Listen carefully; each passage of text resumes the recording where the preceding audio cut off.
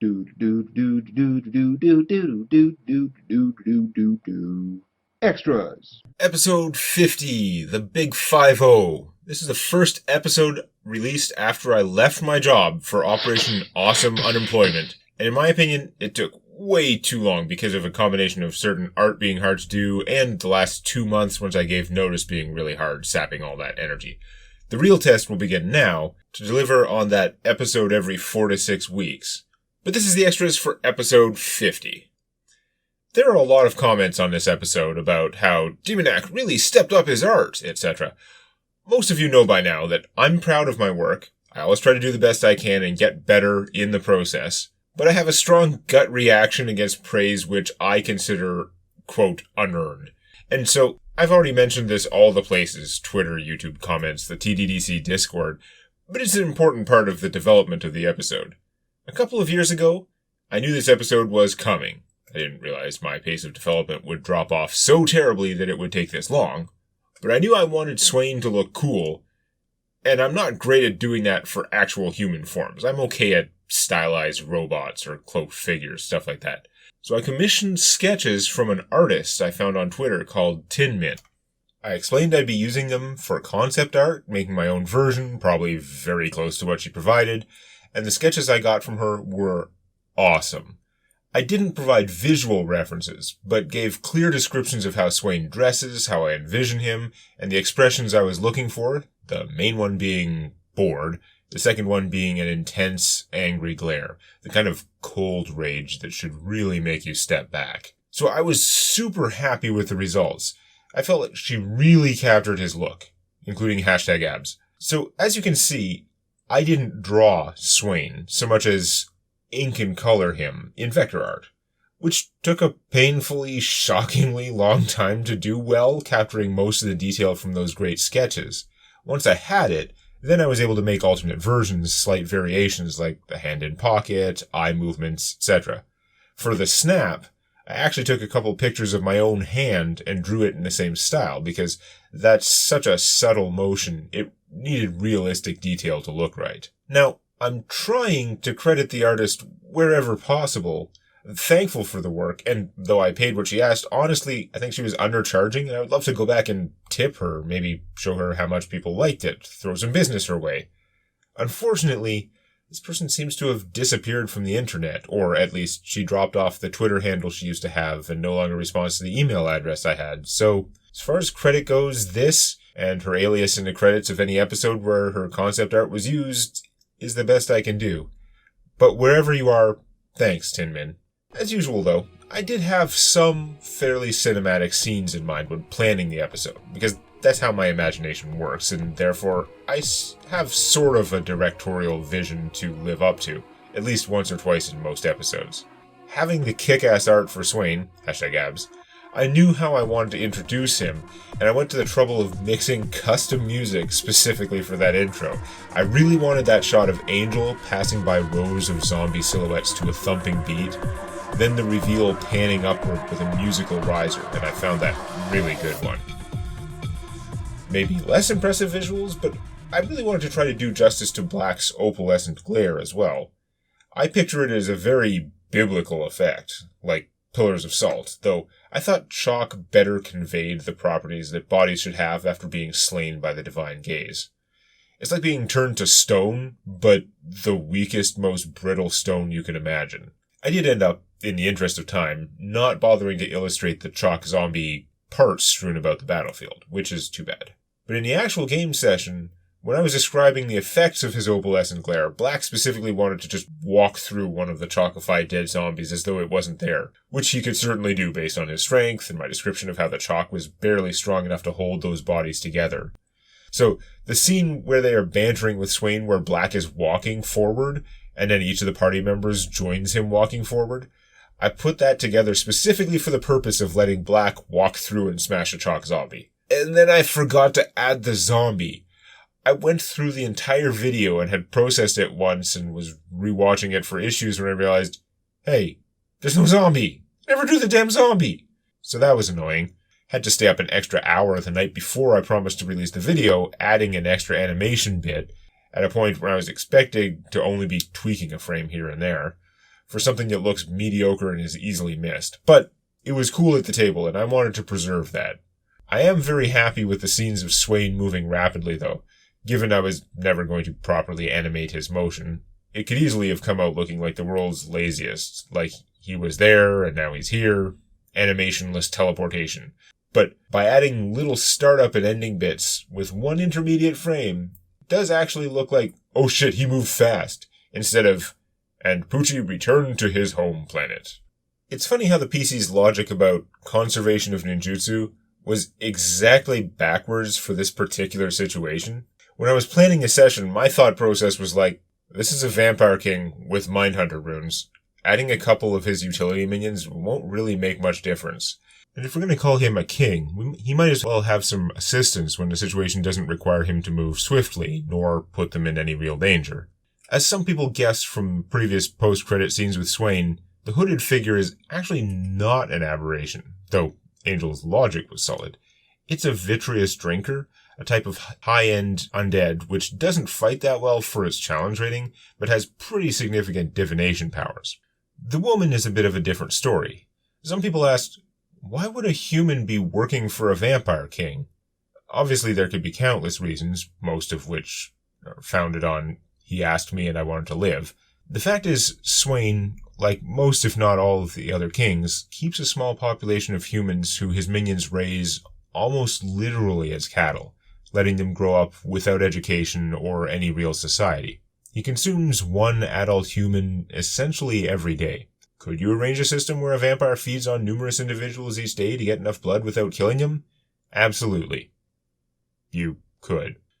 So, most days, one adult, loosely defined, is chosen by Swain's minions from the ranch, where they live a fairly sheltered life. It may be the safest place you could live in a Shadowfell until it's your time. The uneducated human, knowing little but basic language, is taken up to the castle for the king to consume and generally to use as he sees fit. Evil. Regardless of how decent Swain may act towards some of his minions or in other circumstances, his existence is based on this foundation, and the only way to view that as not being evil would be to assume that humans without education or society are not sentient. Around 15 years ago, this young woman arrived at the castle of Old House in exactly that manner. She was bathed and clothed in decent basic garb, basically a sack dress, and left in the pillared hall where Swain usually receives his prey, if you can even use that term. Swain approached, as he had done tens or hundreds of thousands of times, but this woman did or said something that interrupted the usual flow. It's unclear what that was, but for whatever reason, Swain was intrigued by her curiosity and the spark in her eyes. And so he spared her from whatever violence or other whims he had in store for his meal that day. He told his lieutenants and the guardians of Old House to treat her as a person, to teach her all that she would learn, to see what she might become. As we've seen, he seems to treat her as a respected lieutenant now, whatever her mystic skills might be. What does it do? Unfortunately, as much as I'd love to reveal the scene I had planned if they used the artifact bolt here, I can't. If you think about it, there are only two possibilities. Either they use it later, in which case it'd be a big spoiler for the audience, or they have not used it yet, in which case it'd be a big spoiler for the players. And you guessed it, either way, I can't give it away now. Could they have beaten Swain? I think if they had engaged Swain here, at this time, it would have been a wipe, TPK. But could they have won? It's possible. If they used everything at their disposal, the bolt, spend charges and scrolls, and anything else they've got like their lives depend on it. They start the fight after he spends the Curse of Netharin out of mild irritation, instead of using it in combat to split the party. Rygax shows up and helps, such as he can. They call for help from the Rajas as soon as possible. Like they keep saying, they can't just show up without notice, but to fulfill the bargain, they can help quite a lot. If they did everything, I think there would have been a chance. but I wouldn't have bet on them. Those damned Mindhunter runes make the numbers really ugly. On a related note, you might be asking yourself, if he's so old and powerful, why does he have, no equipment? Let me answer that with another question. What if that jacket was made with the same kind of magic as Mortival's vest? I wanted to draw a proper face for Black Dad, but I had spent too much time on other art for this episode. I just needed to get it done. I wanted to draw a proper face for Rygax. Not sure if I'll get around to it for the next episode either, because there's other stuff I need to draw. But I did spend a bunch of time practicing a voice for Rygax. Because there are already too many characters who sound like me, I needed a voice which would stand out, but which mostly sounded serious, which wasn't silly or annoying, and with which I could deliver a lot of exposition. I don't know if hearing where I got the inspiration for this voice will ruin it for anyone, or if you'll just be like, "It sounds nothing like him." But the voice I picked for Rygax is basically my impression of Sir David Attenborough. Specifically, old Attenborough, since young David Attenborough would just be a particular British accent, and I suck at those. But current Attenborough has some pretty notable speech patterns. On the other hand, it's not easy to find reference material of him not narrating. You don't often hear him deliver a lot of lines in the imperative, or ask urgent or non-rhetorical questions. Either way, we should have some time to get to know him in the week of hell. Asterisk, actual number of days may vary. Patrons at patreon.com/Demonac get these videos about a week early so I can include some of their questions and answers in the final video for everyone. Chen asked, are Swayne's Mindhunter runes the same as Mortival's? They're the exact same huge defensive buff. Swayne doesn't need a fancier version because, frankly, adding them to an individual who already has higher stats is obnoxious enough.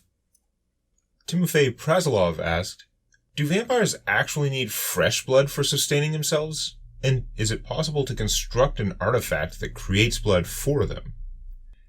Definite no on the artifact, or if yes, since it's hard to say anything is impossible in a world like this, it would be an artifact that required immense power and a ridiculous number of souls to construct, just to replace something so easy to acquire. As for blood that has been collected and stored, fresh blood is better, and there is a spiritual aspect to taking it the old-fashioned way. That said, a vampire could survive on stale blood, as long as it's still liquid, and it's hard to quantify how fresh it needs to be or what difference it makes to take it straight from the victim, or to take a fatal amount, versus a live blood donation. Warsaw asked, Earthquake is a powerful divine spell, but is it strong enough to damage the mountain which a spirit inhabits? Would this cause physical damage to Balvan? Why couldn't Swayne cast a spell around the Wall of Illusion? As usual, the map doesn't do a great job of showing everything. I try to make it reflect the reality of the battle as closely as possible, but I'm also trying not to spend 14 hours of CSI trying to reconstruct every turn perfectly if my positioning wasn't quite right. I wasn't taking pictures of the map, much less every turn, and the distances here are big enough. I think it was half theater of the mind, which can also be fuzzy. I think ultimately, Swayne knew that if he couldn't follow immediately, he wasn't going to kill Rygax or accomplish much with one or two more spells, so he was taking his time planning what comes next. Also, the wall seemed much bigger in my head. Again, theater of the mind. Putting it on the map, it looked pretty womp womp. If the earthquake caused any damage to Balvan, it wouldn't be too significant. And you're assuming he wanted to prevent it. Demon asked, the players were stuck in the Shadow Plane for 2 turns. Did they do anything during that time? Nothing significant. It's a rare occasion where the massive amount of table talk debate actually seemed to take up game time. though only Angel was actually nauseated and unable to take useful actions. SZ Banal asked, how common is it for Swayne to recruit one of his humans? Was Lady in White the first? Was she the last? Where do any of his other lieutenants come from, for that matter? Swayne recruits humans relatively often when he has a lieutenant to replace, when the previous holder of those powers is destroyed. They mostly come from the Fadelands, and virtually never from the livestock. Again, without education or society, those should be, and generally are, entirely uninteresting. But, as Tolkien pointed out, humans are ambitious and easy to corrupt with power. And doubly so given that many of the traditional lieutenant roles involve some form of undeath, and therefore effective immortality. Trantos01 asked, just how active is the fighting between the Vampire Kings? It tends to go in waves. None of them really wants to be fighting all out all the time. It gets old, and most of them are very old already. So there's an attraction to just chilling, having your minions rebuild your forces and fortify. But when everyone is being relaxed, game theory says you can take advantage of that. Try to sneak in some gains, steal a couple shackles. So you get some skirmishes back and forth, often on multiple fronts, while each of them is usually pursuing some kind of scheme or agenda behind the scenes, trying to get an edge for later. And the skirmishes come and go, eventually something causes it to flare up, soon two of them are committing forces into a proper war, and it all kind of goes in cycles like that. Significant changes in the borders are pretty rare though, because the current borders have formed around the terrain features and the particular sets of shackles. They're fairly entrenched. Xylem asked, are the Vampire Kings trying to extend their domains downward into the Underdark? There must be plenty of spirits there to shackle. There ought to be more spirits down there, but there's not much sign of them expanding downward. Only certain spirits are suitable for shackling, so maybe it's something about that? Aurelius asked, if Anku is the shepherd who dislikes undead, how does that fit into the Shadowfell and the undead it seems to constantly produce? Anku is against all undead, with the obvious, if confusing, exception of certain individuals like Mahar, who appears to be serving him as a sort of redemption. But smashing every regular undead in the Shadowfell isn't worth the effort, certainly not on a corpse-by-corpse basis. There are really two mysteries. One, people who die in the Shadowfell often spontaneously reanimate as zombies, kind of like The Walking Dead. But two, there is a seemingly endless supply of corpses in the surface layers of the ground, almost all over the plane, which allow the necromantically inclined to raise fields of zombies or worse when and where they feel like it. Both are mysterious, and it's uncertain how they are connected. I want to thank all my generous Patreon patrons who have made this my full-time job, something only possible with all of your help. But I have to give a special shout out to Aether Mordu, Aurelius, Bedimir, Bigrin, Carnlin, Corlin, Dimmin, Zombie, Duskmar, Earl of Sanguine, Fright Knight, Fireborn, Get Hype, Gorefiend, Greenmute, Hakun, John, Nine, Jerry Beansman, Leocrow, Lunito, MG3D, Malice and Desh, Warsaw, OI1, Oldenman, Onvir, Pedrig of Rooney, Pontus, Ramar Ulfist, Stan the Man, Starfall, Tambu and June, Valis, Volkfang, and Woodley, the members of the organization. The pseudo-alphabetical order gets a little messed up when I update the list in the laziest possible way. Thank you!